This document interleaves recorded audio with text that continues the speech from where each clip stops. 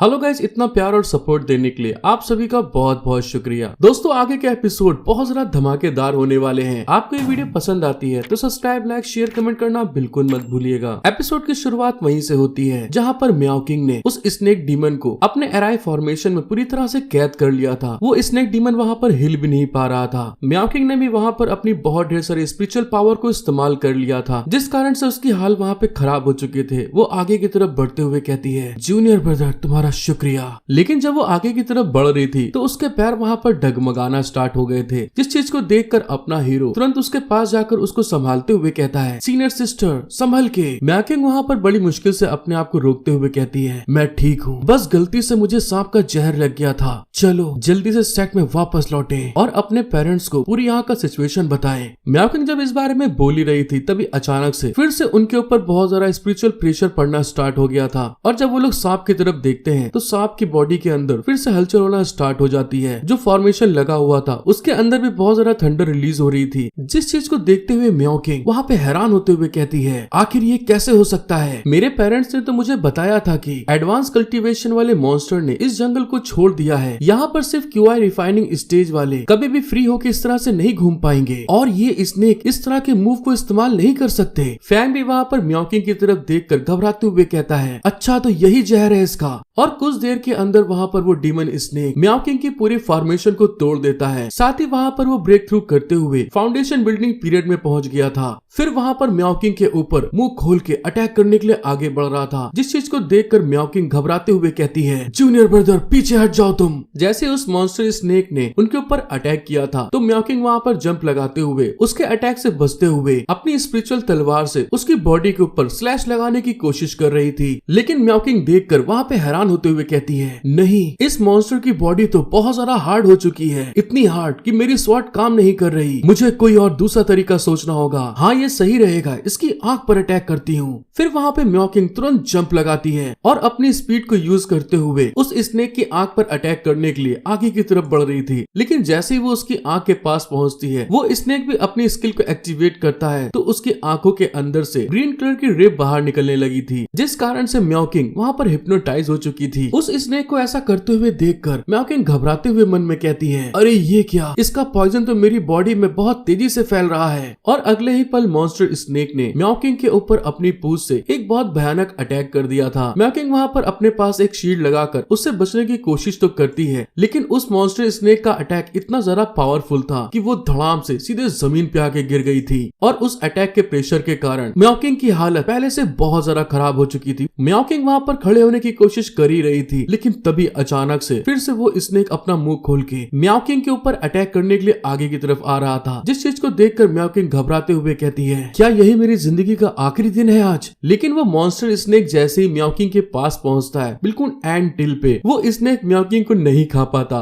किसी ने उसके पूंछ को पीछे से पकड़ लिया था, वो आगे नहीं बढ़ पा रहा था। और हमको पता चलता है अपना हीरो फैंग उस स्नेक की पूंछ को पीछे से पकड़े हुए गुस्से में चिल्ला के कहता है, क्या तेरे को ऐसा लग रहा है मैं यहाँ पर मौजूद ही नहीं हूँ? म्याओ किंग अपने हीरो को देखकर वहाँ पे रोते हुए कहती है, जूनियर ब्रदर। दूसरे साइड में अपना हीरो फैंग अपनी पूरी जान लगाकर उस स्नेक को वहाँ पर पीछे की तरफ घसीटता है और बहुत सारा प्रेशर के साथ उसको वहाँ पर पूंछ से पकड़ के गोल गोल घुमाते हुए दूर फेंकते हुए कहता है, तेरी माँ के साले यहाँ से निकल जा तू। फैंग ने भी वहाँ पर अच्छा खासा जान लगा दिया था और वो स्नेक कहीं दूर जाकर धड़ाम से गिरता है। फैंग वहाँ पर आगे बढ़ते हुए म्याओ किंग के पास आकर उसको हाथ देकर वहाँ पर संभाल रहा था, जिस चीज को देखकर म्याओ किंग उससे कहती है, जूनियर ब्रदर जल्दी तुम यहाँ से चले जाओ। अब हीरो एक खूबसूरत लड़की को छोड़ कर जाए, अच्छा नहीं लगता। फैंग वहाँ पर म्याओ किंग के कमर में हाथ डालकर उसको वहाँ पर अपनी गोद में उठा लिया था और उसकी तरफ देखते हुए कहता है, सीनियर सिस्टर मैंने पहले ही सेक्ट में मदद के लिए मैसेज भेज दिया है। लेकिन अचानक से जो मैसेज फैंग ने वहाँ पर भेजा था वो वापस उनके पास आ गया था, जिस चीज को देखते हुए म्याओ किंग वहाँ पे उदास होके कहती है, मुझे माफ कर देना, ये सारी मेरी गलती है, मेरे कारण तुम यहाँ पर फंस गए हो। फैंग उसको इतना उदास देखकर समझाते हुए कहता है, तुम चिंता मत करो सीनियर सिस्टर, इसके आगे का अब तुम मुझ पर छोड़ दो। फैंग वहाँ पर मियाओकिंग के एक जगह किनारे लाकर नीचे की तरफ रखता है और उस स्नेक की तरफ देखते हुए एक क्रीपी स्माइल दे के कहता है, और अब आगे तुम हो। वो स्नेक भी वहाँ पर आते हुए सीधे फैंग के ऊपर अपनी वही पूंछ से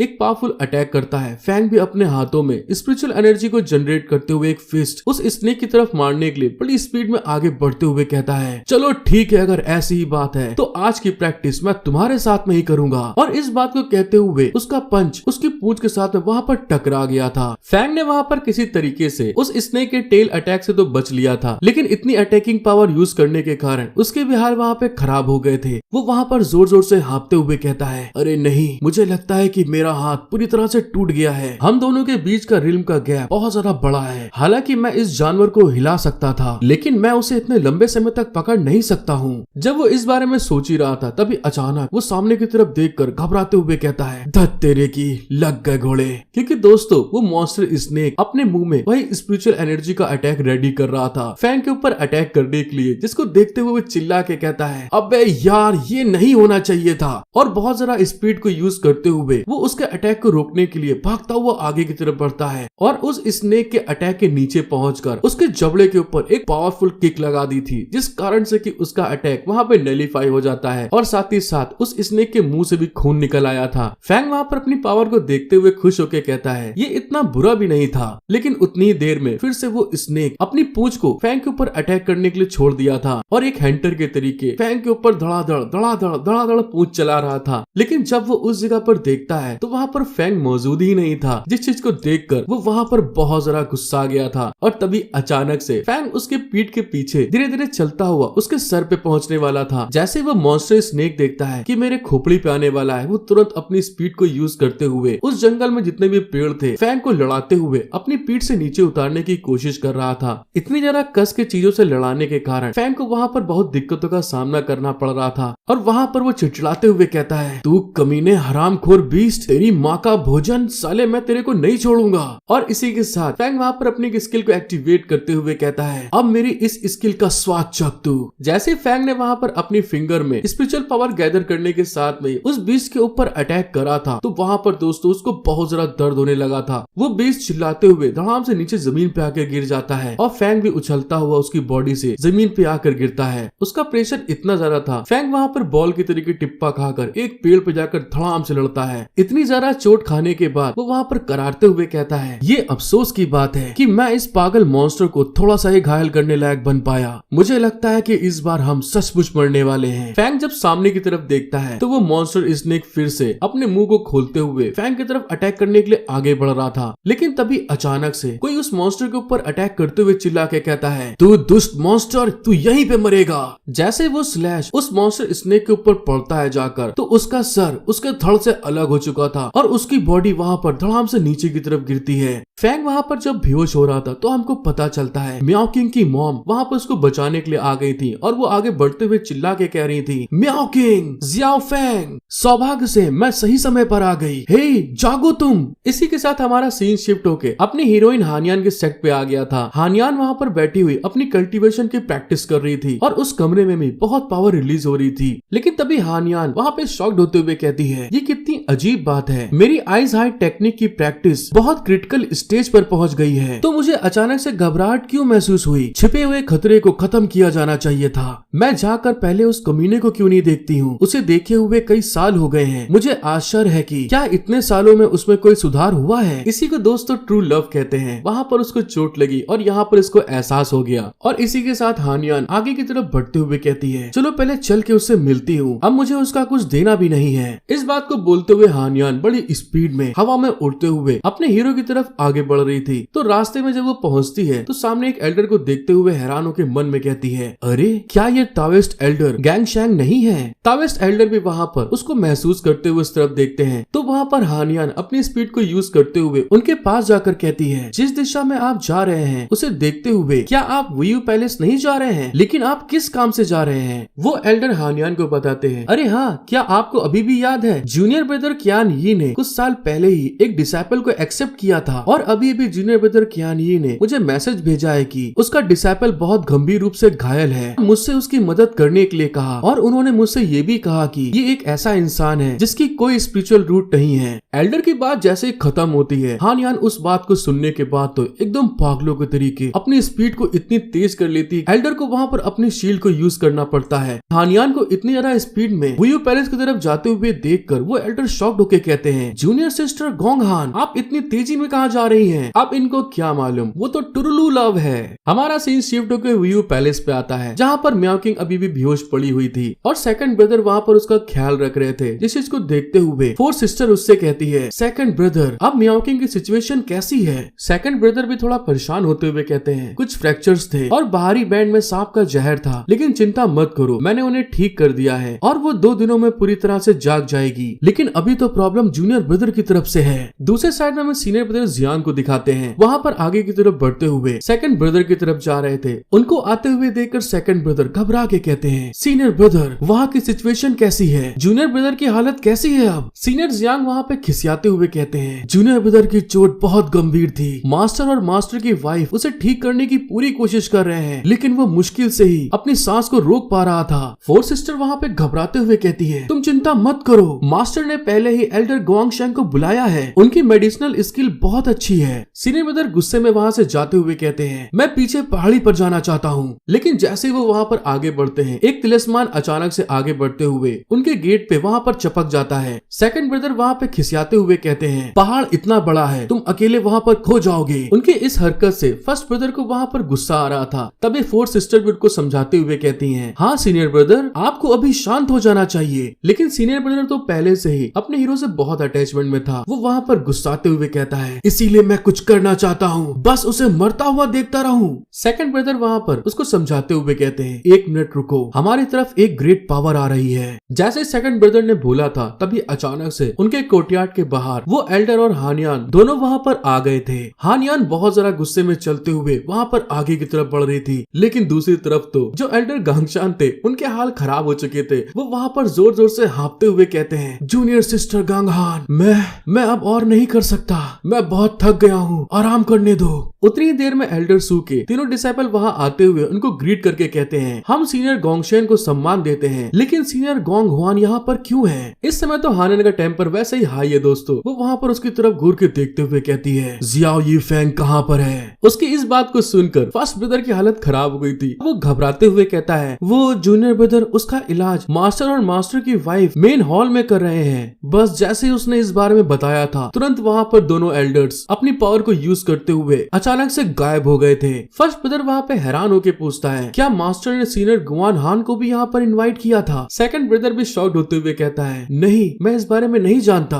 और इसी के साथ हमारा सीन शिफ्ट होके वुयू पैलेस के मेन हॉल में आ जाता है, जहाँ पर एल्डर सू की वाइफ फैंग का लगातार इलाज कर रही थी। जिस चीज को देखकर एल्डर सू कहते हैं, मैडम ये मैं करूंगा, तुम थोड़ी देर के लिए आराम कर लो। एल्डर सू की वाइफ भी फैंग से बहुत अटैच हो चुकी थी, जिस कारण से वो वहाँ पर अपने इलाज को कंटिन्यू करते हुए गुस्से में कहती है, मुझ में अभी भी थोड़ी एनर्जी बची हुई है, लेकिन जियाओ फैंग की नब्ज कमजोर होती जा रही है। मिस्टर गुआंगशेन कब आएंगे? उतनी देर में गुआंगशेन वहाँ पे आगे बढ़ते हुए कहते हैं, हम यहाँ पर हैं। एल्डर सू पलटते हुए कहते हैं, आखिरकार तुम लोग यहाँ पर आ गए हो। लेकिन जैसे उसकी निगाह हानियान के ऊपर जाती है, वहाँ पे हैरान होते हुए कहता है, अरे सीनियर सिस्टर गुआंग हान, आप यहाँ पर क्या कर रही हैं? गुआंग हान बेचारी अब बोले तो बोले क्या कि वो यहाँ पर फैंग से मिलने आई थी। जब हानियान एल्डर गुआंगशेन को खड़े देखती है तो उनके ऊपर चिल्लाते हुए कहती है, तुम अभी भी यहाँ पर खड़े क्यों हो? जाओ और उसे देखो और जल्दी से उसे ठीक करो। सेट में सभी को मालूम है कि ये बहुत ज्यादा गुस्से वाली है। एल्डर गुआंगशेन जब इस बात को सुनते हैं तो घबरा के आगे की तरफ बढ़ते हुए कहते हैं, हाँ हाँ ठीक है बॉस, मैं जा रहा हूँ। वहाँ पर पहुँचने के साथ में एल्डर गुआंगशेन वहाँ पर अपने हीरो की जांच कर रहे थे, बॉडी को देख रहे थे कि आखिर प्रॉब्लम क्या है, और उसको देखते हुए घबरा के कहते हैं, अरे ये क्या?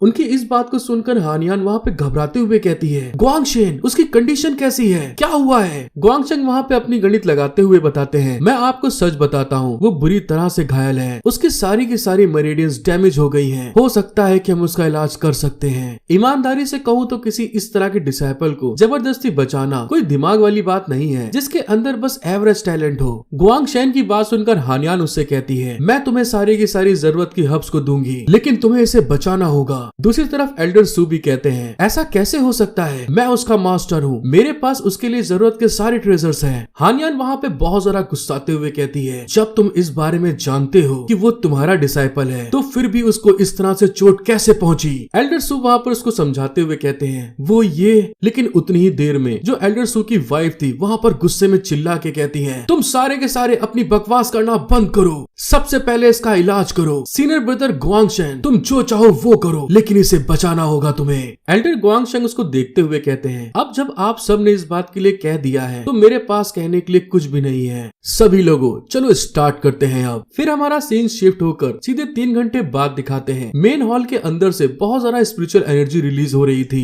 एल्डर गुआंगशेन अपने हीरो की तरफ देखते हुए कहते हैं, अब वो पूरी तरह से सुरक्षित है और खतरे से बाहर है। हानियान इस बात को सुनकर एल्डर गुआंगशेन से कहती है, इस बार ये सब सीनियर ब्रदर गुआंगशेन की मदद के कारण हो सका है। हानियान की तारीफ सुनकर गुआंगशेन वहाँ पे घबराते हुए कहता है ये कोई बड़ी बात भी नहीं है, इसीलिए शुक्रिया करने की जरूरत नहीं है। पर साथ ही वहाँ पर खिसियाते हुए अपने मन में कहता है, अरे वाह, तुम इतने सारे रेयर मटेरियल्स खर्च कर रही हो जैसे तुम पानी खर्च करती हो, और ये केवल औसत दर्जे के डिसाइपल को ठीक करने के लिए है। जैसा मैंने तुमसे उम्मीद की थी, तुम सभी जो पैलेस मास्टर हो, रिच और पावरफुल हो, ये तुम सभी ने मैजिकल एलेक्सर को इस्तेमाल करके कमाया है। फिर वहाँ पे वो उन लोगों से ग्रीट करते हुए कहते हैं, मुझे कुछ और काम है इसलिए मैं चलता हूँ। इस बात को कहने के बाद वो अपने मन में रोते हुए कहते हैं, इस बेकार डिसाइपल के ऊपर इतना पैसा खर्चा करना और दूसरों की तुलना करना सच में बहुत दुख देता है। मैं अब यहाँ पर और नहीं रह सकता। हानियान भी वहाँ से आगे बढ़ते हुए कहती है, अब मेरे वापस जाने का भी समय आ गया है। एल्डर सू उसको इस तरह से जाते हुए देखकर शॉक्ड होते हुए उससे कहते हैं, सीनियर सिस्टर गुआनहान, मुझे नहीं पता कि आप मेरे डिसाइपल की इस तरह से मदद क्यों करेंगी। हानियान वहाँ पे रुक के एल्डर सू को बताती है, सबसे पहली चीज तो उसने मेरे ऊपर एक फेवर की थी,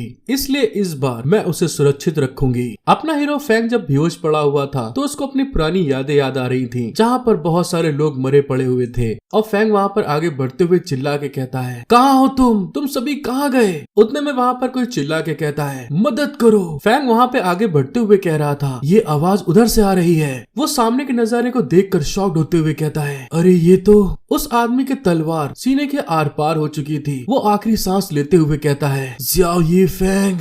दूसरी साइड में हमको अपने हीरो का एक इविल वर्जन दिखाते हैं, जो कि उस आदमी के सीने में तलवार आर पार करके जोर जोर से हंस रहा था, और अगले ही पल वो वहाँ पर उसके सीने से खूब कस के तलवार बाहर खींचते हुए कहता है, अब तुम मरो। उस इविल फैंग के ऐसा करने के साथ में ही वो आदमी धड़ाम से सीधे जमीन पर गिर जाता है। लेकिन जो अपना हीरो फैंग था, जब ये चीज देखता है तो वहाँ पर हैरान होते हुए कहता है, ये तो मेरी आखिरी जिंदगी है, जब मैं पागल हो गया था, क्या ये सिर्फ एक सपना है। तभी वहाँ पर कोई चिल्ला के कहता है, तुम कमीने, तुम अभी भी रुकना नहीं चाहते हो। ऊपर आसमान से बहुत सारा बिजलियां कड़क रही थी, और फिर थोड़ी देर बाद कुछ इमोर्टल्स सीधे जमीन पे आते हैं और इविल फैंग की तरफ देखते हुए चिल्ला के कहते हैं, ज़ियाओ ये फैंग, तुम पूरी तरह से पगला चुके हो। तुमने अपने ही सेट के लोगों की हत्या की और ब्रदर सू की भी हत्या की। तुमने अपने मास्टर को ही जान से मार डाला। इन सारे लोगों को देखकर इविल फैंग वहाँ पे नौटंकी करते हुए कहता है, मैंने अपने मास्टर को मार डाला? नहीं, मैं ऐसा कैसे कर सकता हूँ। जो दूसरे इमोर्टल्स नीचे आए थे, उन्होंने अपनी पावर का इस्तेमाल करते हुए एक बहुत बड़ी जायंट स्पिरिचुअल स्वॉर्ड को फैंग के ऊपर अटैक करने के लिए आगे बढ़ाते हुए कहते हैं, जब तुम अपनी डीमन एनर्जी से भरे हुए हो तब भी तुम बकवास करने की हिम्मत करते हो। आज मैं सेट के लोगों और ब्रदर सू का बदला लेने के लिए तुम्हें मार डालूंगा। जो इविल फैंग था वो इस बात को सुनने के बाद बिल्कुल पागल सा हो गया था। वो अपना सर पकड़ के चिल्ला के कहता है, हाँ मार दो, मुझे जान से मार डालो। दूसरे साइड में जो जायंट तलवार थी वो भी उसकी तरफ आगे बढ़ रही थी, लेकिन तभी अचानक से जो उसका इनर डीमन था फिर से उसके ऊपर कंट्रोल करते हुए चिल्ला के कहता है, मैं तुम सबको मार डालूंगा। इस बात को कहते हुए उसकी बॉडी के अंदर से बहुत ढेर सारी इविल एनर्जी रिलीज होती है, जिस कारण से वो जो तलवार आ रही थी वो वहाँ पर खत्म हो गई थी। इविल फैंग जोर से हंसते हुए कहता है, हे तुम लोग, ये मैंने ही किया है तो क्या उखाड़ लोगे मेरा, और अब मैं तुम सभी को भी जान से मार डालूंगा। इस बात को कहते हुए वो वहाँ पर बहुत जरा क्रिपी स्माइल कर रहा था, साथ ही अपनी इविल एनर्जी भी रिलीज करने लगता है। इविल फैंग को इस तरह से बकचोदी करते हुए देखकर जो वहाँ पे इमोर्टल्स आए हुए थे वो वहाँ पर गुस्साते हुए कहते हैं, जाओ और उसको पकड़ लो। उनके ऐसा कहने के साथ में ही आसमान से लाइट सीधे नीचे जमीन पे गिर रही थी, और अगले ही पल वहाँ पर एक बहुत भयानक विस्फोट होता है। अपने सामने इस तरह के सारे कांड को जब अपना हीरो फैंग देख रहा था तो उदास होते हुए मन में कहता है, मेरे पिछली जिंदगी में मैं एक डीमन सोल द्वारा खराब कर दिया गया था, जो ट्रिब्यूलेशन पीरियड गुजर चुका था और मुझे उसके साथ रहने के लिए मजबूर किया गया था। इतने भयानक धमाके के अंदर से अचानक से फैंग उन इमॉर्टल की तरफ आगे बढ़ते हुए चिल्ला के कहता है क्या वेंटियान सेक्ट केवल इतना ही करने लायक है? एक एल्डर उसको आते हुए देख के कहता है उसका पीछा करो। हाँ, सभी को पीछे हटने की जरूरत नहीं है, जिंदगी और मौत मायने नहीं रखती। फैंग उनकी इस तरह की फाइट को देखकर उदास होते हुए बताता है अलग अलग सहियों के कारण मैं उससे परेशान हो गया, पागल हो गया और यहाँ तक कि मुझ पर अपने मास्टर की हत्या का आरोप भी लगा। जब वो इस चीज के बारे में याद कर रहा था, धीरे धीरे उसकी मेमोरीज वहाँ पर टूटना स्टार्ट हो गई थी। वो वहाँ पर खिसियाते हुए कहता है मो टियान किंग, तुमने मुझे आधी जिंदगी तक उलझाए रखा। और तभी अचानक से उसकी आंख खुलती है और वो चिल्ला के कहता है मैं तुम्हें कभी नहीं छोड़ूंगा। जब वो इस तरह से चिल्ला रहा था, उसके आगे म्याओकिंग खड़ी हुई घबरा के कहती है क्या तुम सचमुच मुझे माफ करने को तैयार नहीं हो? क्योंकि उसे ऐसा लग रहा था कि फैंग उसी के ऊपर चिल्ला रहा है। वो वहाँ पे रोते हुए कहती है वो जूनियर ब्रदर, मैं गलत थी, मुझे पता है मुझे अच्छी तरह से पीटना कैसा रहेगा, मैं आपको मारूंगी भी नहीं, मैं वादा करती हूँ। फैंग उसको समझाते हुए कहता है ओफो नहीं नहीं, ऐसी कोई बात नहीं है, मैं बस एक सपना देख रहा था। जब वो लोग बातचीत कर रहे थे तभी उतने में जो हमारी 4 सिस्टर थी उनको वहाँ पे आवाज सुनाई देती है। तो वो आगे बढ़ते हुए कहती है अरे आखिर ये आवाज कैसी आ रही है? जब वो अंदर जाके देखती है दोस्तों, तो वहाँ पर अपना हीरो और म्याओकिंग खड़े हुए थे, जो देखकर वो घबरा के कहती है मास्टर, यहाँ पे जियाओ यी फैंग जाग गया है। फैंग वहाँ पर अभी भी थका हुआ था। वो म्याओकिंग से कहता है मैं अब सोने जा रहा हूँ। म्याओकिंग अभी भी वहाँ पर घबराते हुए कहती है तुम 10 दिनों से सो ही तो रहे हो, और कितना सोगे? म्याओकिंग की बात सुनकर फैंग वहाँ पे शॉक्ड होते हुए कहता है क्या कहा?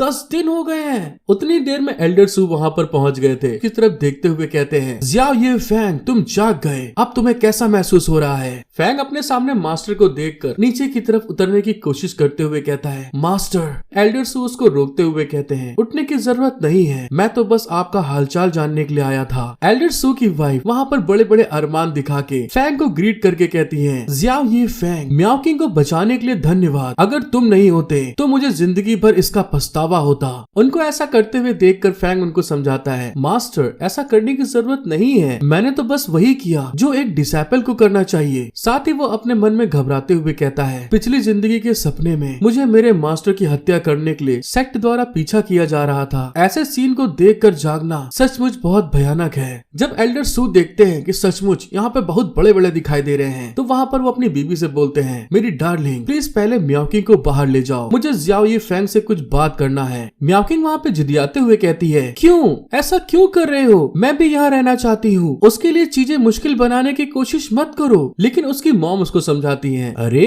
अच्छी लड़की बनो, तुम्हारे पापा सिर्फ जियाओ फैंग के प्रति अपना आभार दिखाना चाहते हैं। तुम्हें पता है कि वो अपने प्राइड को कितना महत्व देते हैं, और हम ऐसी सिचुएशन में हैं जिसे वो जाने नहीं दे सकते। अपने मास्टर की बात सुनकर फैंग उनसे कहता है मास्टर, आप मुझसे क्या कहना चाहते हैं? एल्डर सू फैंग की तरफ घूर के देखते हुए कहते हैं मास्टर गुआंग हान के साथ में तुम्हारा क्या रिश्ता है? अब फैंग बेचारा कहे तो कहे क्या, वो वहाँ पर शॉक्ड होते हुए कहता है मास्टर, आप मुझसे इस तरह का क्वेश्चन क्यों पूछ रहे हैं? एल्डर सू उसको बताते हैं ये जानकर कि तुम घायल हो गए हो, वो खास तौर पर यहाँ आई और तुमको बचाने की कोशिश की। उसने मुझे बताया कि तुमने उसकी पहले मदद की थी, इसका क्या मतलब है? एल्डर सू की बात सुनने के बाद तो फैंग वहाँ पे शॉक्ड होते हुए कहता है क्या कहा? वो खास तौर पे मेरे लिए आई थी? इस बात को जानने के बाद वो बहाना बनाते हुए कहता है वो मास्टर, बात ये है, दरअसल ये तो बहुत छोटी सी बात है, मुझे विश्वास नहीं हो रहा सीनियर गुआन हान को अभी भी ये याद है। फैंग वहाँ पर सारी बात पलटते हुए पहले एपिसोड की बात बताता है मैंने पहले ही बताया था सीनियर गुआंग हान ने मुझसे मुलाकात की थी, तब हमारा गांव पहले ही डीमन वुल्फ ने तबाह कर दिया था। उस समय सीनियर गुआन हान एक ऑर्डिनरी इंसान के तरीके रूप बनाकर आई थी और डीमन वुल्फ द्वारा वहाँ पर फंस गई। तो उनको बचाने के लिए तुरंत मैं वहाँ पर आगे बढ़ने लगा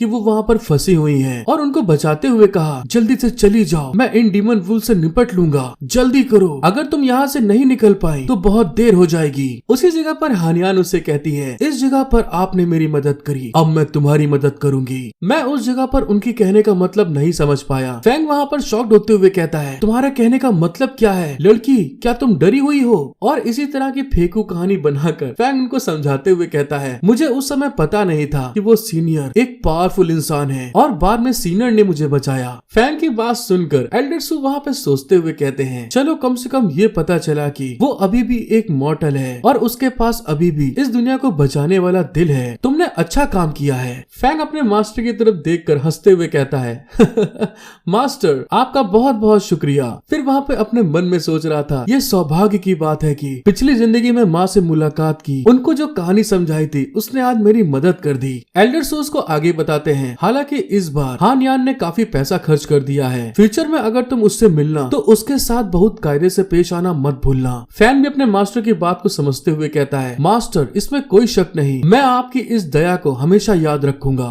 बात को सुनकर एल्डर सू कहते हैं, ये तो अच्छी बात है, अब अपना ख्याल रखना, मैं तुम्हें और परेशान नहीं करूंगा। फैंग भी उनसे कहता है, ठीक है मास्टर, हम लोग फिर मिलते हैं, निकल लो बहुत तेजी से। एल्डर सू वहाँ से जाते हुए कहते हैं, म्याओ किंग वाले मामले के लिए भी तुम्हारा शुक्रिया। फैंग एल्डर सू की तरफ देखते हुए कहता है, ये बुड्ढा सचमुच बहुत एरोगेंट है। फिर तभी अचानक से वो बेड के ऊपर गुलाटी मारते हुए बैठ के कहता है, इस बार हानियान से ऐसा गिफ्ट एक्सेप्ट करते हुए ऐसा लगता है कि मुझे अपनी कल्टीवेशन में सुधार करने की प्रोग्रेस को और तेज करने की जरूरत है। फैंग वहाँ पे अपनी कल्टीवेशन को चेक करके हैरान होते हुए कहता है, अरे मेरी कल्टीवेशन लेवल तो QI ट्रेनिंग के 5th लेवल तक पहुँच गया है। ये मेरे लिए बहुत सही समय है। QI ट्रेनिंग के 5th लेवल तक पहुँचना, फेदर कॉल टेक्निक को परफॉर्म करने का ये सही टाइम है। वहाँ एक जगह है जहाँ मैं आखिरकार जा सकता हूँ। इसी के साथ हमारा सीन शिफ्ट होता है और जंगल का सीन आ गया था। फैंग वहाँ पर बड़ी स्पीड में जंगल में पेड़ों के ऊपर कूदता हुआ आगे बढ़ रहा था। वहाँ पर आगे बढ़ते हुए वो एक क्लिफ के पास पहुंचकर नीचे की तरफ देखते हुए कहता है, ये वही जगह होनी चाहिए। फैंग नीचे की तरफ देखकर थोड़ा घबरा भी रहा था, लेकिन फिर अपनी हिम्मत बांधते हुए वो उस क्लिफ के ऊपर से सीधे दोस्तों वहाँ पर जंप लगा देता है, जो बड़ी स्पीड में क्लिफ के नीचे की तरफ बढ़ रहा था। वो वहाँ पर एक छोटे से पेड़ को देखते हुए कहता है, हाँ ये है। साथ ही वहाँ पर वो अपनी टेक्निक को इस्तेमाल करते हुए कहता है, फेदर फॉल टेक्निक।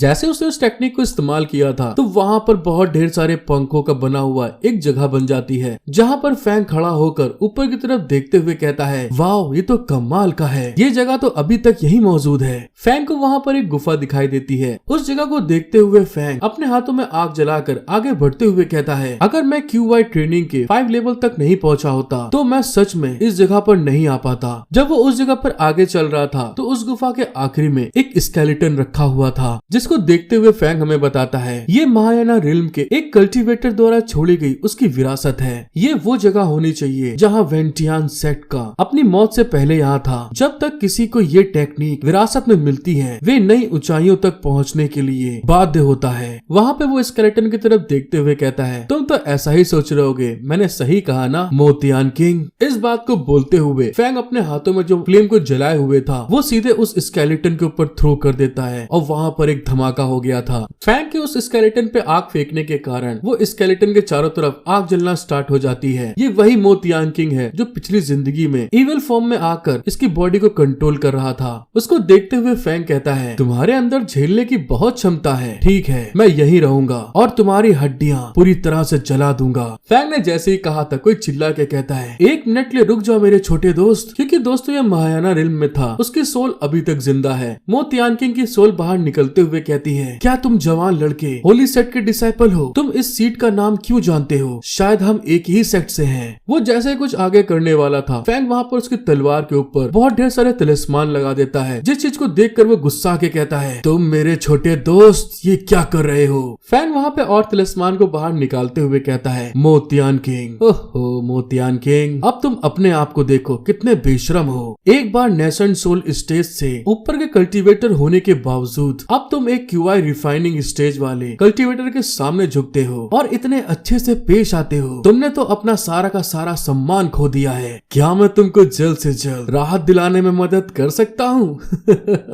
इस बात को बोलते हुए फैंग ने वहाँ पर उसके बाद जितने भी तिलिस्मान रखे हुए थे सारे तिलिस्मान मोतियान किंग के ऊपर फेंक दिए थे। उन तिलिस्मान को आते हुए देखकर मोतियान किंग चिल्ला के कहता है, ये तो सोल ब्रेकिंग तिलिस्मान है जो खास तौर पे बहुत पुरानी सोल पर हमला करते हैं। तुम मेरे लिए आए हो। फैंग ने जितने भी तिलिस्मान फेंके थे मोतियान किंग अपनी स्पीड को यूज करते हुए उन सारे तिलिस्मान से बचने की कोशिश करता है, लेकिन अचानक से उसके ऊपर एक तिलिस्मान वहाँ पर टकरा जाता है। वो वहाँ पर गुस्साते हुए कहता है, मेरे छोटे दोस्त हमारे बीच में कोई अनबन या दुश्मनी नहीं है, तुम मेरे साथ में इस तरह से बिहेव क्यों करते हो? फैंग वहाँ पे गुस्से में उसकी तरफ घूर के देखते हुए कहता है, तुम्हें मेरी याद नहीं है, हम एक दूसरे को बहुत अच्छे से जानते हैं। फैंग ने वहाँ पर 4-5 तिलिस्मान और फेंक दिए थे, जिसको आते हुए हुए देखकर मो तियान किंग वहाँ पे घबराते हुए मन में कहता है, अरे नहीं, अगर ये इसी तरह से लगा रहा तो मैं यहीं पे मर जाऊंगा, मुझे भागने का कोई रास्ता ढूंढना होगा। इस चीज को समझते हुए मो तियान किंग वहाँ ऊपर वॉल के पास जाकर एक जगह पर टिक गया था। अपने पैरों में प्रेशर लगाते हुए वो बहुत ज्यादा स्पीड में उन सारे तिलिस्मान से जिगजैग करके बच के आगे की तरफ बढ़ता है और फैंग के बगल से निकलते हुए कहता है, आज मैं इस मुठभेड़ का याद रखूंगा, चाहे तुम कोई भी हो, फ्यूचर में पक्के तौर से तुम्हें इसकी कीमत चुकानी पड़ेगी। मो तियान किंग इस चीज को कह के बड़ी रंगबाजी में आगे बढ़ने की कोशिश कर रहा था, लेकिन तभी दोस्तों जब वो बढ़ता है तो उसको पता चलता है कि वहाँ पर तो फैंग ने एक एराई फॉर्मेशन बना रखा है। जब वो उससे आगे निकलने की कोशिश करता है तो वो एराई फॉर्मेशन उसको रोक के रख लेता है, जिस चीज को देखकर फैंग वहाँ पे हंसते हुए कहता है, 8 ट्राइग्राम सोल लॉकिंग एराई, इसका टेस्ट तुम्हें कैसा लगा? ये कुछ ऐसा है जिसे मैंने एक बार आपके लिए काफी बारीकी से तैयार किया है। मो तियान किंग, आज मैं तुम्हें जाने नहीं दूंगा।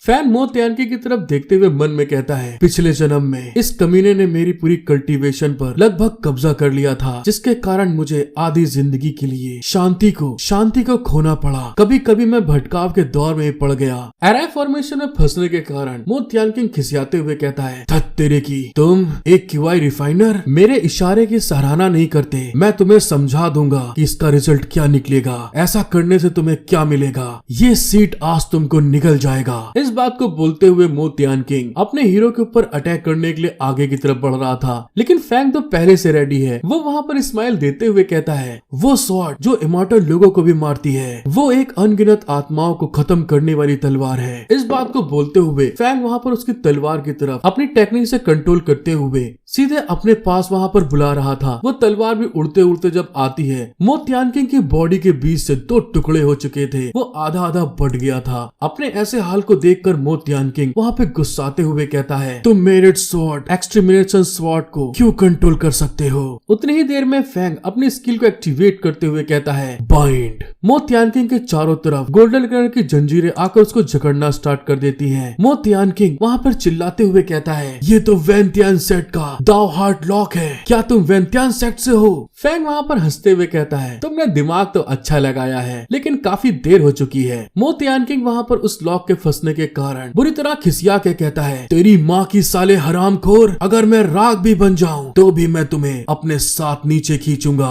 वो वहाँ पर अपनी बची कुची ताकत को इस्तेमाल करना स्टार्ट कर देता है, लेकिन उतनी ही देर में अचानक से एक निडल बड़ी स्पीड में आगे बढ़ती है और मो तियान किंग के माथे के आर पार हो गई थी। मो तियान किंग वहाँ पे घबराते हुए कहता है, ये मेरी होली सेक्ट से सोल डिप्रेचर कौन टेक्निक है? फैंग वहाँ पर अपनी एक और स्किल को एक्टिवेट करते हुए कहता है, क्रॉस ओवर, और वहाँ पर बहुत सारा मंत्रों का उच्चारण कर रहा था। फैंग के ऐसा करने के साथ में ही मो तियान किंग के खोपड़ी के ऊपर फलंत का निशान आ गया था, जिस चीज को देखकर वो घबराते हुए कहता है, ये तो हार्ट सूत्रा है फॉर्मलेस टेम्पल से। अब दोस्तों मो तियान किंग को समझ में नहीं आ रहा है कि अपना हीरो आखिर कौन से सेट से बिलोंग करता है, क्योंकि उसने सारे सेट का एक एक स्किल को इस्तेमाल करके दिखा दिया है। फैंग वहाँ पर उसको बताता है, इसका स्वभाव पूरी तरह से साफ करना और शुद्ध करना है। ये स्वाभाविक रूप से खुद ब खुद बनती है। इसका जन्म कहाँ से हुआ ये किसी को नहीं पता। मो तियान किंग वहाँ पर आखिरी बार घबराते हुए चिल्ला के कहता है, रुक जाओ मेरे छोटे दोस्त, प्लीज मेरी बात सुन लो। फैंग वहाँ पर उसकी तरफ देख के हंसते हुए कहता है, ओहो, क्या तुम्हारे पास अभी भी कुछ कहने के लिए बचा है? मो तियान किंग वहाँ पे तड़पते हुए कहता है, छोटे दोस्त, मुझे लगता है कि तुम भी एक सम्मानित बैकग्राउंड से आते हो। आपको पता होना चाहिए कि एक महायाना कल्टीवेटर के पास कितने ट्रेजर्स होते हैं। मैं अपनी जिंदगी के बदले में तुमको उन जगह के बारे में बता सकता हूँ। फैंग वहाँ पर उसको जाल में फंसाते हुए कहता है, वैसे ये सुनने में तो बहुत बढ़िया लग रहा है। मो तियान किंग उसको आगे बताता है, हाँ बिल्कुल सही कहा, जब तक तुम मुझे छोड़ दोगे फ्यूचर में भी वे सभी ट्रेजर्स आपके काम आएंगे। दोस्त, तुम्हारी इतनी ढेर सारी कल्टीवेशन करने के लिए तुम्हें अलग अलग बहुत ढेर सारी रिसोर्सेज की जरूरत पड़ेगी। मुझे थोड़ा और समय दो और मैं इस डाव हार्ट लॉक से बाहर आ सकता हूँ। फैंग वहाँ पर गुस्से में उसको घूरते हुए कहता है, तुम जो कहते हो वो सही है। तुमको खत्म कर देने के बाद मैं उन सारे ट्रेजर्स का दावा करने का अवसर ढूंढूंगा जो तुम पीछे छोड़ के जाओगे। ये सब खत्म हो जाए। उसके ऐसा कहने के साथ में ही जिस जगह पर मो तियान किंग लॉक था था वहाँ पर एक बहुत भयानक स्पिरिचुअल विस्फोट हो गया था। कुछ देर बाद उस फॉर्मेशन के अंदर से मो तियान किंग के सोल के टुकड़े नीचे गिर रहे थे, जिसको देखते हुए अपना हीरो कहता है अच्छा ये मेरे अंदर मो तियान किंग की सोल की पावर को कौन खा रहा है। इस बात को बोलते हुए अपने हीरो ने मो तियान किंग के जो सोल के पार्ट गिर रहे थे उनसे एक स्पिरिचुअल लोटस फ्लावर बना लिया था, जो कि धीरे धीरे करते हुए उस जगह की सारी पावर को अपने अंदर ऑब्जर्व करके बड़ा होता जा रहा था। कुछ देर बाद उसकी सारी ताकत अपने आप फैंग के अंदर चली गई थी। इस चीज को देखकर फैंग हैरान होकर कहता है ये लोटस फ्लावर असलियत में ये क्या है? मेरी पिछली जिंदगी में मैं लगभग मो तियान किंग द्वारा वश में कर लिया गया था और इसके साथ ही मैंने अपनी सोल और चेतना को सुरक्षित किया था। बस यही है कि उस समय ये केवल एक कली थी। अरे छोड़ो यार, इसे भूल जाओ। मैं आखिरी में इसका पता लगा लूंगा। मैं टाइम ट्रेवल करके प्रेजेंट में वापस जा सकता हूँ। शायद ये उसी चीज से रिलेटेड है। अब सबसे जरूरी बात ये है कि बेशक अब मैं इन सब का क्या करूँ। ये जो किताब है मुझे नहीं मालूम ये किस मार्शल आर्ट से बनी है। ताजुब की बात ये है कि ये जलती नहीं है। फैंग वहाँ पर उस किताब को देखते हुए कहता है इस दिन और युग में हर कोई जेट स्लिप का इस्तेमाल करता है। केवल पुराने स्कूल के सेक्ट अभी भी लिखी हुई रिकॉर्डिंग पर भरोसा करते हैं। जाहिर है ऐसी कीमती आर्टिफैक्ट मेरी देखभाल में होनी चाहिए। साथ ही उसको वहाँ पर जो चादर ओढ़े था वो भी उसको देखकर हैरान होकर कहता है ये चीज भी बहुत कीमती है। ये एक हाई ग्रेड वाला डिफेंसिव मैजिक टूल्स है। मुझे इसे बिल्कुल भी बर्बाद नहीं करना चाहिए। और आखिरी में दोस्तों फैंग को तो वहाँ पर सोने पे सुहागा मिल गया था। मतलब कि उसको स्टोरेज रिंग मिल जाती है, जिसको देखकर वो खुश होते हुए कहता है और इसमें तो एक स्टोरेज रिंग भी है। ये एक जैकपॉट है। जब वो ये कह ही रहा था तभी अचानक से वो जो स्वॉर्ड वहाँ पर थी वो उड़ती हुई अपने हीरो के सामने आकर वहाँ पर हवा में फ्लोट करने लगी थी, जिसको देख के फैंग हैरान होते हुए कहता है ये तो इमॉर्टल स्लिंग स्वॉर्ड है। इस तलवार का होना शायद अच्छा संकेत नहीं है। फैंग हमें उस तलवार की कहानी बताता है इमॉर्टल स्लिंग स्वॉर्ड। इसमें कोई शक की बात नहीं है कि ये एक अशुभ हथियार है जो अंतहीन लोगों को मारने के बाद पैदा हुआ। ये वेपन एक्स्ट्रा ऑर्डिनरी और पावरफुल है और कई लोगों ने इसे हासिल करने के लिए बहुत भयानक लड़ाई लड़ी है। हालांकि जो लोग आखिरी में इसे हासिल करते हैं उनमें से लगभग सभी की सोल की पावर भयानक तरीके से खत्म हो जाती है। एक बूंद भी नहीं बचती। मो तियान किंग के ऐसे दिखने का कारण भी इस तलवार का ही है। फैंग वहाँ पर अपने सामने उस स्वॉर्ड को देख के हंसते हुए कहता है ठीक है, अगर ऐसा है तो चलो फ्यूचर में फिर मिलते हैं। इस बात को बोलते हुए फैंग बड़ी स्पीड में उस स्वॉर्ड को चकमा दे के वहाँ से भागकर निकलने की कोशिश कर रहा था। मैं यहाँ से निकल के जाऊंगा, मुझे कोई प्रॉब्लम नहीं है। लेकिन जैसे ही वो आगे की तरफ बढ़ता है वो स्वॉर्ड फैंग की स्पीड को तोड़ते हुए उसके आगे जाकर खड़ी हो गई थी। अब तक जो स्वॉर्ड एकदम शांत बैठी हुई थी फैंग के सामने फिर से फ्लोट करते हुए कहती है तुम्हारी महक बहुत अच्छी है। फैंग उस स्वॉर्ड की बात सुनकर हैरान होते हुए कहता है ये क्या बोलत हो तुम। उतनी ही देर में वो स्वॉर्ड अपने आप को ट्रांसफॉर्म करती है। तो दोस्तों हमको पता चलता है ये स्वॉर्ड एक सोल वेपन है और उसके अंदर की सोल एक लड़की थी जो अपेयर होते हुए कहती है तुम्हारी सोल में बहुत अच्छी खुशबू आ रही है, क्या मैं उसमें से एक निवाला ले सकती हूँ। फैंग उस तलवार की इस बात को सुन के वहाँ पर अपने आप को बहुत अच्छा दिखाते हुए कहता है मैं अभी भी तुम्हारे लिए काफी नहीं हूँ, क्या तुम ऐसा करोगी? मेरे पीछे आओ और जब मैं थोड़ा मोटा हो जाऊंगा तब तुम एक निवाला खा सकोगी, ये कैसा रहेगा? लेकिन दूसरी तरफ वो अंदर ही अंदर घबराते हुए कह रहा था अरे वाह यार, एक और खतरा, लग गए घोड़े। अगर इस चीज ने काट लिया तो मुझे डर है कि मैं वहीं पर सूख जाऊंगा। फैंग की बात सुनकर वो स्वॉर्ड वहाँ पे हैरान होते हुए कहती है क्या कहा? मैं तुम्हें फॉलो करूं? क्या तुम मुझे सुझाव दे रहे हो कि मैं आपको अपना मास्टर मान लूं? लेकिन तुम इतने कमजोर हो, मैं तुमको फॉलो क्यों करूं? उससे अच्छा ये नहीं होगा कि मैं तुम्हें यहीं पे खा जाऊं। जब वो सोल वेपन इस बात को बोलते हुए अपने हीरो के पास आ रहा था तो फिर से फैंग उसको समझाते हुए कहता है खैर इसके पीछे एक कारण है, मेरी बात को समझो। कम से कम मैं उस कंकाल से कहीं ज्यादा सुंदर हूँ, सही कहा ना? वो सोल वेपन ही बोलती है हाँ ये तो तुम सही कह रहे हो। ठीक है, फैसला हो गया है, मैं अभी तुम्हारे पीछे चलूंगी। मैं बहुत थक गई हूँ, मैं थोड़ी देर सो जाऊंगी। क्या तुम्हें समझ में आया? अगली बार जब मैं जागूंगी तो तुम मुझे चाहिए।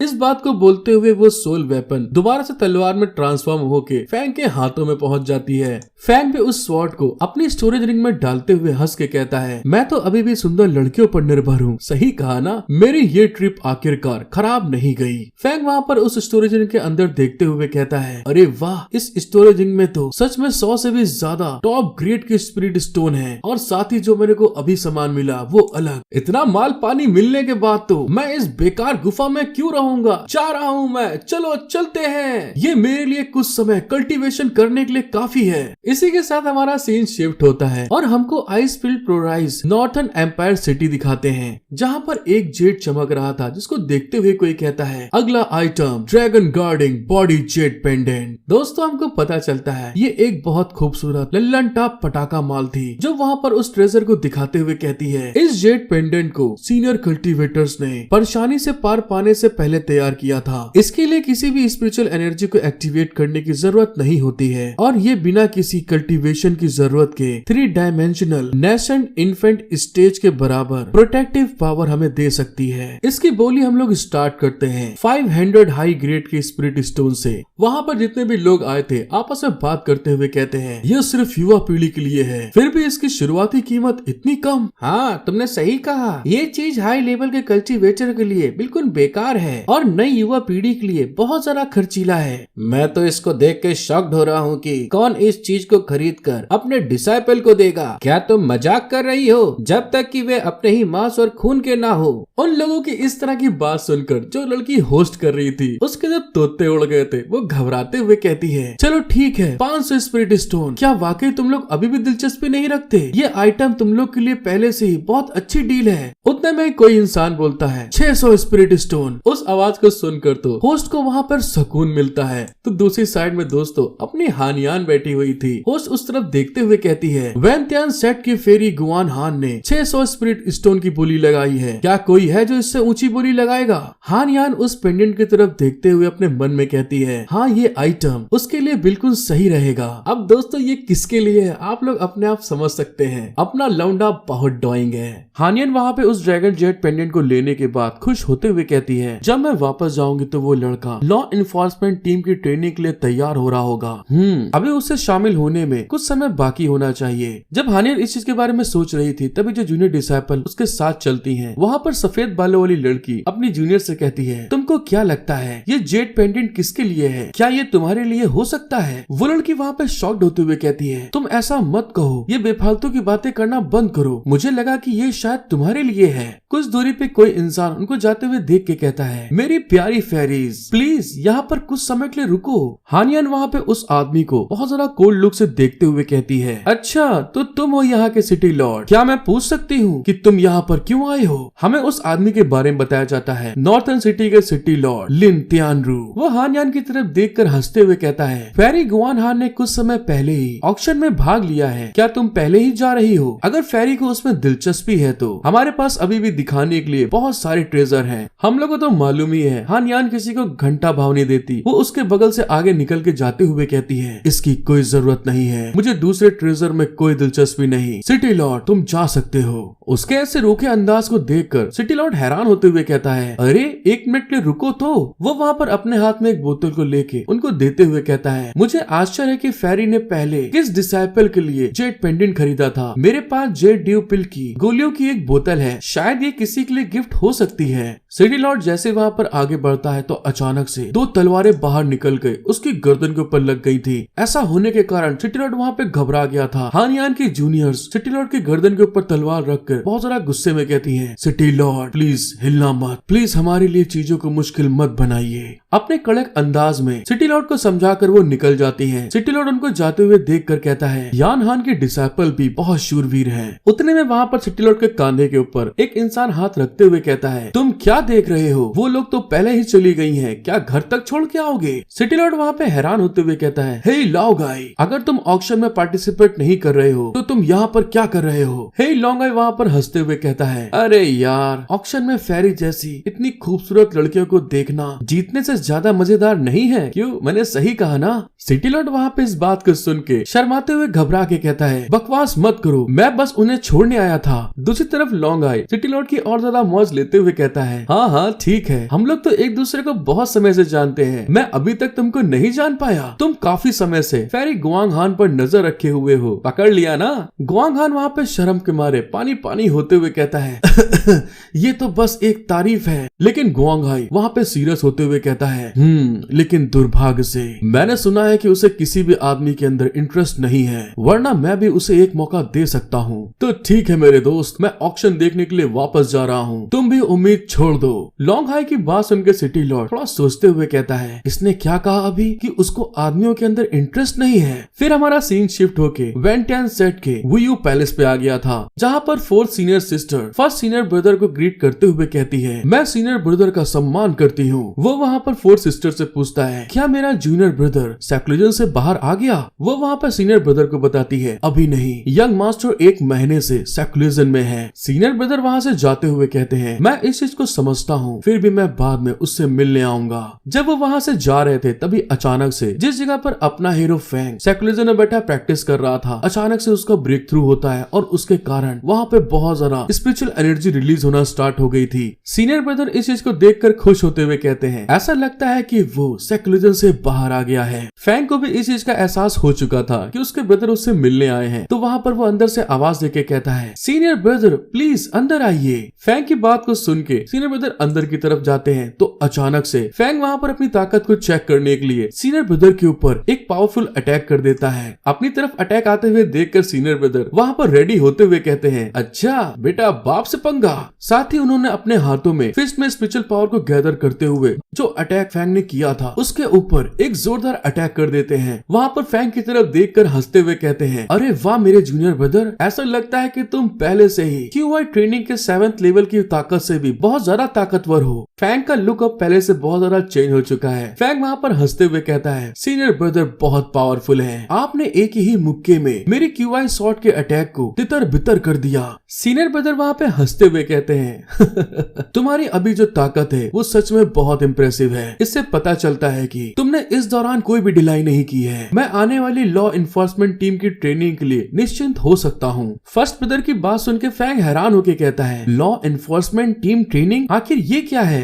फर्स्ट ब्रदर अपने पास से एक टोकन बाहर निकालते हुए कहते हैं, हाँ हमारे सेट के रूल्स के अकॉर्डिंग QI ट्रेनिंग के 7th लेवल तक पहुँचने वाले डिसाइपल को अपने एक्सपीरियंस के हिस्से के रूप में लॉ इन्फोर्समेंट टीम की ट्रेनिंग में भाग लेना चाहिए। बात बस इतनी सी है कि जब तुम QI ट्रेनिंग के 7th लेवल तक पहुंच गए तो तुम सेक्युलरिज्म में चले गए, इसलिए मुझे आपको ये बताने का मौका नहीं मिला। ये तुम्हारा टोकन है, ये तुमको 1 महीने पहले भेजा गया था। याद रखना, लॉ इन्फोर्समेंट टीम ट्रेनिंग में सभी तरह के लोग मिले जुले होते हैं। आपको वहाँ पर काम करते समय बहुत ज्यादा सावधानी बरतनी होगी। अगर तुमको कोई परेशानी होती है तो मुझे सीधे बताने के लिए सीक्रेट टेक्निक का इस्तेमाल करना। इस बात को बोलते हुए फर्स्ट ब्रदर ने उस टोकन को अपने हीरो की तरफ फेंक दिया था। फैंग उस टोकन की तरफ देखते हुए कहता है, सीनियर ब्रदर आपका बहुत बहुत शुक्रिया। सीनियर ब्रदर क्या आपको मुझे कुछ और बताना है? सीनियर ब्रदर वहाँ पे उसको आगे बताते हैं, खैर हाल ही में म्याओकिन फाउंडेशन एस्टेब्लिशमेंट स्टेज के आगे बढ़ने में बिजी हो रही है। मास्टर को उम्मीद है कि वो जल्दी सफल हो जाएगी, इसलिए उसके पास आपके साथ जाने का समय नहीं होगा। जूनियर ब्रदर प्लीज इस चीज को इतना माइंड मत करना।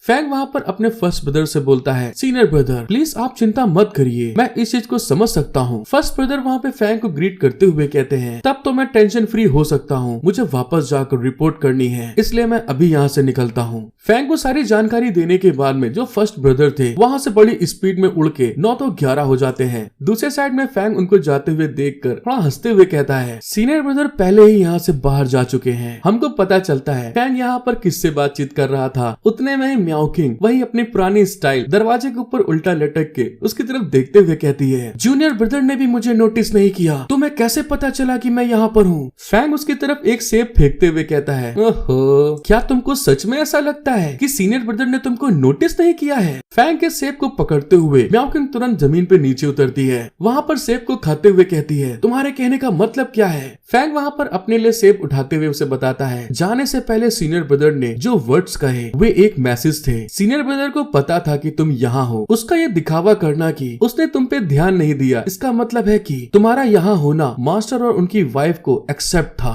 अगर मैं तुम्हें इसको सही से बताऊं तो तुम मेरे साथ ट्रेनिंग में पार्टिसिपेट करना चाहती हो या ऐसा कुछ और चाहती हो, तो ये सरासर झूठ है। क्यों, मैंने सही कहा ना? फैंग की बात सुनकर म्याओकिंग वहाँ पे फ्रीज हो गई थी और शॉक्ड होते हुए कहती है, तुम जैसे लोग एक ही बात में सब कुछ मिला जुला कर कैसे कह सकते हो? क्या तुम सभी इतने जटिल होते हो? म्याओकिंग को इतना शॉक्ड देखकर फैंग वहाँ पर उसको समझाता है, क्या तुम्हें ऐसा लगता है कि हर कोई तुम्हारी तरह भोला है? तो सीनियर सिस्टर क्या तुम सचमुच मुझे विदा करने आई हो? म्याओकिंग वहाँ पे खिसियाते हुए कहती है, मैं शुरू से ही ये देखना चाहती थी, क्या हम उस ट्रेनिंग में एक साथ पार्टिसिपेट करने का मौका मिलेगा, लेकिन ऐसा लगता है कि मेरे पेरेंट्स मुझ पर कड़ी नजर रखते हैं, इसलिए मुझे अब ज्यादा सीरियस मामलों पर ध्यान देना होगा। ये मेरे पेरेंट्स की ओर से आपके लिए एक छोटा सा गिफ्ट है। इस बात को बोलते हुए म्याओ किंग अपने हाथों में स्पिरिचुअल एनर्जी को गैदर कर रही थी और तभी थोड़ी देर के अंदर उस कमरे में स्पेस क्रैक्स पड़ते हैं। उस स्पेस क्रैक के अंदर से एक स्वॉर्ड बाहर निकलती है तो म्याओ किंग उसे बताती है, ये मेरे फादर द्वारा हासिल किया गया हाई ग्रेड वाला फायर एट्रीब्यूट स्पिरिचुअल वेपन है। इसमें न केवल एक्स्ट्रा ऑर्डिनरी अटैकिंग एबिलिटीज हैं, बल्कि इसे उड़ने वाले हथियार के रूप में भी इस्तेमाल किया जा सकता है। दूसरे क्रैक के अंदर से वहाँ 3 फ्लैग बाहर निकल के आते हैं। म्याओ किंग उसे आगे बताती है, ये मेरी मॉम की फायर क्रो फॉर्मेशन है। जब तक स्पिरिचुअल पावर बनी रहेगी तब तक फाउंडेशन बिल्डिंग स्टेज के एनिमीज को भी ब्रेक थ्रू करना एक चैलेंजिंग लगेगा। तीसरे क्रैक के अंदर से एक पोटली बाहर आती है। म्याओ किंग उसके बारे में बताएगी, नहीं बताएगी तो पैसा नहीं मिलेगा। ये आपके लिए सीनियर ब्रदर और सिस्टर द्वारा तैयार किया गया अलग अलग चीजों को इकट्ठा करके एक आइटम में डाला गया है। बोले तो इसमें सब कुछ है। जब भी आपको मौका मिले इसे पढ़ने के लिए समय निकालें। फैंग इतने ढेर आर्टिफैक्ट को देखकर वहाँ पे हैरान होते हुए कहता है, ये तो बहुत ज्यादा वैल्यूबल है। उन्होंने और क्या कहा मेरे लिए? म्याओ किंग बड़े एटीट्यूड में फैंग को आगे बताती है, मेरे पेरेंट्स ने कहा है सबसे पहले बाहर जाने के बाद परेशानी पैदा करने की कोशिश मत करना और अपना ख्याल रखो। फैंग भी वहाँ पर थोड़ा सा हैरान होते हुए कहता है, खैर और क्या कहा उन्होंने? म्याओ किंग उसको आगे बताती है, दूसरी बात, अगर तुम मुसीबत में पड़ जाओ तो बेहतर है कि तुम लड़ाई मत हारना। जितना ज्यादा निर्दयी बन सको उतना ज्यादा बनो, ताकि जो लोग तुम्हारे यूए पैलेस को अपमानित करने की हिम्मत करते हैं वे अपनी पूरी जिंदगी में हमें अपमानित करने की हिम्मत कभी ना कर सके। इस बात को सुनने के बाद तो फैंग वहाँ पे खुश होते हुए कहता है, मास्टर और मास्टर की वाइफ को बताइएगा, मैं उन्हें निराश नहीं करूंगा, मैं ये वादा करता हूँ। म्याओ किंग वहाँ से जाते हुए अपने हीरो से कहती है, जूनियर ब्रदर मैं अभी वापस जा रही हूँ, मैं बाद में आपसे मिलने आऊंगी। फैंग भी उसको सी ऑफ करते हुए कहता है, मेरी तरफ से मास्टर और मास्टर की वाइफ का धन्यवाद करना याद रखना। दोस्तों मेरी तबीयत अभी भी ठीक नहीं है, गले के एल लगे पड़े हैं, तो प्लीज थोड़ा एडजस्ट कर लीजिएगा। म्याओ किंग के जाने के बाद फैंग हंसते हुए कहता है, ओरिजिनली मैंने सोचा था कि अगर फ्यूचर में मुझे मौका मिला तो मैं गुआंगहान पैलेस जाकर सॉफ्ट फूड खाने का कोई रास्ता खोजूंगा, लेकिन अब मुझे लगता है कि वुयू पैलेस बिल्कुल ठीक है। शायद मुझे इसके बारे में फिर सोचना चाहिए। लेकिन इसके बारे में बोलते हुए मुझे ताज्जुब है कि लियू हानियान हाल ही में कैसी होगी इस समय। मैंने उसे तब से नहीं देखा है जब उसने पिछली बार मेरे को बचाया था। हमारा सीन शिफ्ट होकर जिंगवान सेट पे आता है, जहाँ पर कोई हंसते हुए कहता है, गुआंगहान सचमुच तुम वेंटियान सेट की लीडर बनने लायक हो, मैं भी सच में आपकी प्रशंसा करता हूँ। हानियान वहाँ पे उस आदमी की बात सुन के कहती है, आप बहुत दयालु हैं, फ्यूचर में आपके सेट को कई मामलों से निपटना होगा। और दोस्तों मुझे लगता है कि ये बुढ़ा जिंगवान सेट का लीडर है। वो वहाँ पर अपनी हीरोइन से कहता है, इस बारे में बातचीत करना आसान है, वैसे क्या तुम चाहती हो कि कोई रियल पर्सन आपके यहाँ रहे और आपसे मिले? देख रहे दोस्तों गोटे में दम नहीं है और लौंडियाबाजी कर रहा है बुढ़ा। हानियान वहाँ पे उसकी बात को पलटते हुए कहती है, नहीं हमारे पास बहुत जरूरी काम है, किसी दिन फिर आएंगे। वो बुढ़ा वहाँ पे हानियान को ग्रीट करते हुए कहता है, अगर ऐसा है तो ठीक है, अलविदा कहने की कोई जरूरत नहीं है, जाते समय अपना ख्याल रखना। बड़ों के कहने के साथ में ही हमारी जो प्यारी प्यारी फेरीज है वहाँ से निकल जाती है। बड़ो वहाँ पर अपने सर्वेंट की तरफ देखकर गुस्साते हुए कहता है, मिंगवान ने डिसेपल को बताया कि सेक्ट बंद हो गया और माउंटेन भी क्लोज हो गया है। वो लड़का वहाँ पे हैरान होते हुए कहता है, अरे सेक्ट मास्टर, क्या आपको पहले मास्टर वेंटियान सेक्ट से नहीं कहा था? वो बड़ो वहाँ पे खिसियाते हुए कहता है, चाहे वो डिमोनिक सेक्ट हो चाहे राइटिस फैक्शन, दोनों ही हमारे जैसे न्यूट्रल सेक्ट पर जीत पाना चाहते हैं, लेकिन मैं उनके झमेले में पड़ने से इनकार करता हूँ। मैं जो तुमसे कह रहा हूँ उसे जाके करो। वो डिसेबल भी उसकी बात को समझ गया था। दूसरी तरफ हमें हानियान का सीन दिखाते हैं जो कि आगे बढ़ते हुए अपनी जूनियर डिसेबल से कहती है, ये कितनी अफसोस की बात है, हमें और कितनी जगहों पर जाना होगा। हानियान की बात सुनकर मिंग उससे कहती है, मास्टर हमें अभी भी 3 सेक्ट से मिलना है। लेकिन दूसरी साइड में तो हानियान को अपने हीरो की याद सता रही थी। वो वहाँ पर अफसोस करते हुए कहती है, शब्दों में किए गए वादे शायद ज्यादा काम के ना हो, चलो चलते हैं, आगे के काम को चल के निपटाएं। जैसे वो लोग आगे बढ़ने वाले थे कोई उनके सामने आकर कहता है, फेरी ये देखो हमारी मुलाकात फिर हो गई।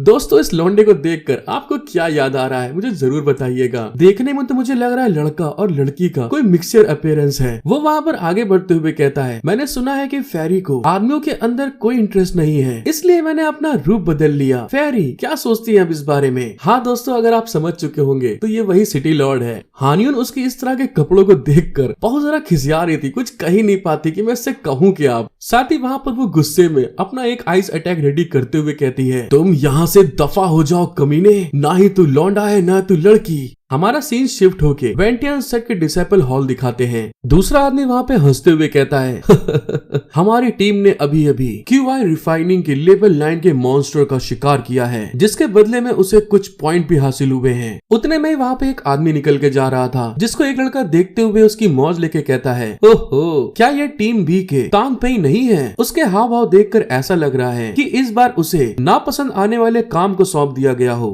मैंने सुना है कि उसकी टीम में स्टाफ की कमी है और एक मेन डिसेबल नहीं आया है। वो इस बात से बहुत गुस्से में है। तांग पेई वहाँ पे आगे चलते हुए एक रूम के पास आकर उस गेट को धक्का देके अंदर की तरफ जाता है, तो वहाँ पर 3 लोग बैठे हुए उसको देखकर कहते हैं, टीम लीडर। दूसरा कहता है, इस बार हमारी टीम का मिशन क्या है? तांग पेई वहाँ सीट पे बैठते हुए बताता है, इस बार हमारी टीम का मिशन त्यान हेई नदी पर गश्त लगाना है। वहीं पर एक लड़की वेंटियन सेट से थी जिसका नाम ली मी है। वो वहाँ पर कुछ सोचते हुए कहती है, त्यान हेई नदी की रखवाली हाल ही में आसपास के डीमंस पहले से कई ज्यादा एग्रेसिव हो गए हैं। जो दूसरा डिसेबल बैठा हुआ था उसका नाम जू मिंग है। वो वहाँ पर उस लड़की की बात सुनकर उसे बताता है, क्योंकि ये वो समय है जब सेट में अज़ुरो आई वॉन्डरिंग फिश के इनर कोर को इकट्ठा करते हैं, इसलिए वे डीमन नेचुरली इसके बारे में जागरूक हो जाते हैं। इसलिए इस टाइम के दौरान हर बार वे पहले से बहुत ज्यादा सतर्क रहते हैं। वहाँ पर एक लड़का जिसका मुंह चूहे जैसे था, उसका नाम ली फेंग है। वो वहाँ पर खिसियाते हुए कहता है, हाँ तुमने सही कहा, वो मायावी कछुआ उससे बचता रहता है। हम जैसे बस 5 लोग त्यानी नदी पर गश्त कैसे कर सकते हैं? जब वो सब इन सब चीजों की बात कर रहे थे, तभी उनके पीछे कोई आते हुए कहता है, मुझे माफ कर देना, मुझे आने में काफी टाइम लग गया। दोस्तों ये कोई और नहीं अपना हीरो फेंग था, जो अपने टोकन को दिखाते हुए कहता है, ये टीम ये हाई है। मैंने सही कहा ना? मैं जियाओ ये फेंग हूँ, लॉ एनफोर्समेंट टीम ट्रेनिंग के लिए पार्टिसिपेट करने आया हूँ। टीम लीडर वहाँ पे उसकी तरफ घूर के देखते हुए कहता है, तो तुम हो जियाओ ये फेंग, तुम 1 महीने देर आए हो, क्या तुम्हें मुझे इस बारे में सफाई देनी चाहिए? फेंग वहाँ पे उसको ग्रीट करते हुए बताता है, जब मुझे सम्मान मिला तब मैं QI कल्टीवेशन के 7 स्टेज से अभी अभी ब्रेक थ्रू हुआ था और अभी भी रिस्ट्रिक्ट में था, इसलिए इन सब में मुझे कुछ समय लग गया और आने में देर हो गई। जिसका मुंह चूहे जैसा था वो लौंडा वहाँ पे उसकी मौज लेते हुए कहता है, ओहो तो तुम अपनी बातों में कुछ ग्लैमर जोड़ने की कोशिश कर रहे हो। तुम अभी भी सिर्फ QI कंडेंसेशन स्टेज पे हो, फाउंडेशन एस्टेब्लिशमेंट में नहीं। इस स्टेज पर कौन पूरे 1 महीने के लिए सेक्युलरिज्म में जाता है? अगर तुम डरते हो तो इसे एक्सेप्ट करो। क्या तुम दूसरों को बेवकूफ समझते हो? ऐसा लगता है कि तुम व्यू पैलेस वाले सच में बहुत महंगे कछुए को पाल रहे हैं। उसने जैसे इस बारे में बोला था तभी फेंग अपना हाथ उठाकर उसके गाल के ऊपर एक खूब कस के तमाचा धर दिया था। फेंग के एक तमाचे के कारण जो चूहे के मुंह वाला लौंडा था वो उड़ता हुआ पीछे जाकर धड़ाम से लड़ता है। फेंग यहाँ पर रुकता नहीं, वो फिर आगे बढ़कर उसके ऊपर एक जोर से घूंसा मारने के लिए बढ़ रहा था। वो लौंडा वहाँ पर उसको ऐसा करते हुए देख के घबरा के कहता है, अरे ये तुम क्या कर रहे हो? जब टीम के दूसरे मेंबर भी अचानक से फेंग को इस तरह से अटैक करते हुए देखते हैं तो वो भी वहाँ पर घबरा गए थे। अचानक से फेंग का घूंसा उस लौंडे के चेहरे के पास जाकर रुक गया था और हमको पता चलता है जो उनका टीम लीडर था फेंग के हाथ को पकड़ के वहाँ पे रोकते हुए कहता है, जियाओ ये फेंग, साथ ही डिसेबल को नुकसान पहुँचाना, क्या तुमको सेट के रूल्स के बारे में बिल्कुल भी डर नहीं लगता? फेंग बहुत ज्यादा गुस्से में कहता है, अच्छा अब तुम मुझे समझा रहे हो, तो तुम्हें सेट के नियमों के बारे में पता है? क्या तुम बहरे थे जब उसने अभी अभी मेरे सेट का अपमान किया था? वो लड़की उन सबको समझाते हुए कहती है, अच्छा ठीक है अब तुम लोग शांत हो जाओ, अब से हम सब शांत रहेंगे, हम सभी एक सेट से हैं, इसलिए हमें एक दूसरे को नुकसान पहुंचाने की जरूरत नहीं है। फेंग भी वहाँ पर शांत होते हुए कहता है, तुम्हारी ये बात समझ में आती है सीनियर सिस्टर ली, मैं बात करने में बहुत अच्छा नहीं हूँ, अगर अगली बार मैं आपको नाराज करूँ तो प्लीज बुरा मत मानना। वो आदमी भी अपने आप को संभालते हुए कहता है, मैं इस बारे में याद रखूंगा। उतने में जो टीम लीडर था उन सबको बताता है, अच्छा तो ठीक है, अब जब जियाओ ये फेंग आ गया है तो चलो इस बार हम 6 ग्रुप में बढ़ जाते हैं। त्यान ही नदी से कुल 4 नदियां मिलती हैं जिनकी जांच पड़ताल करना बहुत जरूरी है। स्वाभाविक रूप से हमें भी भी 4 ग्रुप्स में बढ़ जाना चाहिए, जिसमें जू मिंग और ली मी तुम दोनों का एक ग्रुप है, लिंग फेंग और लिंग सीसी तुम लोग एक ग्रुप में हो। जियाओ ये फेंग, ऐसा लगता है कि तुम्हारी ताकत बहुत इम्प्रेसिव है, क्या हम सभी अलग अलग ग्रुप बना ले? क्या ऐसा करने से तुम्हें कोई दिक्कत तो नहीं है? अपने हीरो फेंग को इस चीज से कोई दिक्कत नहीं थी, लेकिन तभी एक लड़की चिल्ला के कहती है मुझे इन सब चीजों में दिक्कत है। वो लड़की लिंग सीसी थी, जो वेंटियन सेट की एक कोर डिसाइपल है। वो वहाँ पर टीम लीडर से बोलती है मैं सीनियर ब्रदर जियाओ के साथ में एक ग्रुप में रहना चाहती हूँ। उसकी बात सुनकर ली फेंग तो वहाँ पे शॉक्ड होते हुए कहता है जूनियर सिस्टर, आपने अभी भी मेरे साथ में टीम बनाई है, तुमको मेरी टीम को छोड़ने की कोई जरूरत नहीं है। लिंग सीसी उसको बताती है। लिंग सीसी उससे कहती है मैं जानती हूँ अगर सीनियर ब्रदर ली अच्छे नहीं दिखते और नजदीकी लड़ाई में स्किलफुल भी नहीं है, लेकिन जब तक वो तैयार हैं, वो अभी भी काफी पावरफुल हैं। लिंग सीसी की बात सुनकर तो ली फेंग को वहाँ पर बहुत बड़ा झटका सा लग गया था। वो खिसिया के कहता है तुम धोखेबाज। टीम लीडर उसके ऑब्जेक्शन को समझते हुए कहता है हाँ मैं समझ गया, क्योंकि जूनियर सिस्टर तुम्हें पसंद नहीं है, क्योंकि जूनियर सिस्टर आपको पसंद नहीं करती, इसलिए तुम्हें जियाओ ये फेंग के साथ में जोड़ता हूँ। इस तरफ तो ली फेंग बेचारा रो रहा था। उन सबके ग्रुप को रेडी करने के बाद टीम लीडर आगे की तरफ बढ़ते हुए कहता है तो ठीक है, हम लोग साथ में बाहर जाएंगे। इस बात को बोलते हुए वो लोग वहाँ से निकल जाते हैं। फिर हमारा सीन शिफ्ट होके पानी की जगह पे आता है, जहाँ पर अपना हीरो फेंग अपने मास्टर की वही दी हुई तलवार के ऊपर फ्लाई करता हुआ आगे बढ़ के लिंग सीसी से कहता है सीनियर सिस्टर, तुमने मेरे साथ में टीम बनाना क्यों पसंद किया? लिंग सीसी अपने हीरो को बताती है सीनियर ब्रदर ली वाकई बहुत बदसूरत है, मैं किसी ऐसे इंसान को ढूंढना चाहती हूँ जो आंखों को अच्छा लगे। उसकी बात को सुनकर फेंग स्माइल करते हुए मन में सोचता है जूनियर सिस्टर का मुंह तो ऐसा लग रहा है जैसे शहद से ढका हुआ है, वो सच में कितने अच्छे से बेइज्जती करती है। सीसी वहाँ अपने हीरो से कहती है हालांकि मैंने सुना है हाल ही के सालों में ट्रू डिसाइपल में टैलेंट की पहले से कमी आई है, तुम सबसे एब नॉर्मल डिसाइपल हो, और हाँ मुझे आशा है कि तुम मेरी बातों से नाराज नहीं होगे। लेकिन सीसी की बात सुनकर अपना हीरो मन ही मन गुस्साते हुए कहता है इतने लंबे समय तक बिना पीटे जीने के बाद ऐसा लगता है कि ये लड़की काफी एक्स्ट्राऑर्डिनरी है। दोस्तों आगे की जर्नी बहुत ज्यादा मस्त और एडवेंचर से भरी हुई है। आपको वीडियो पसंद आई है तो प्लीज मेरा सपोर्ट करे, 50K पहुंचाने के लिए ज्यादा लाइक करे, कमेंट करे और सब्सक्राइब नहीं किया है तो सब्सक्राइब जरूर कर ले। Thank you for watching my video, love you all.